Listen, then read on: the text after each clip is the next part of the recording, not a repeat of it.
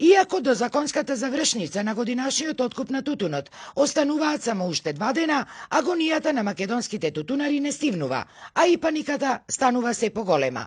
Велат за откуп има уште најмалку 2 милиони килограми тутун. Откупувачите ги затвораат пунктовите, оние пак што работат откупувале ограничени количини, и тоа само од висококвалитетните класи и по понижувачки ниски цени, а голем проблем била и картонската амбалажа која ја нема. Немојќни во својот очај, тутунарите апелираат до сите надлежни фактори, вклучително и до премиерот, за конечно да си ги отвореле очите и да ги видат реалните проблеми на македонските земјоделци.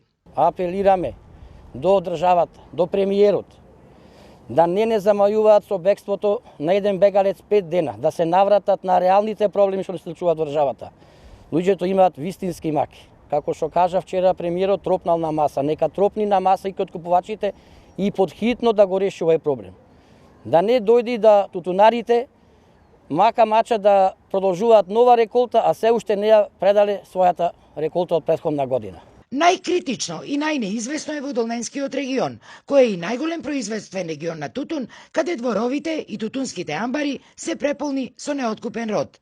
Годинашната реколта со откупување оние катастрофа. Покатастрофална, мислам дека во овие 30 мои години не била. И ќе ни биде многу потешко за преживување на нареднава, а веќе нареднава реколта со садење на расади е на прагот.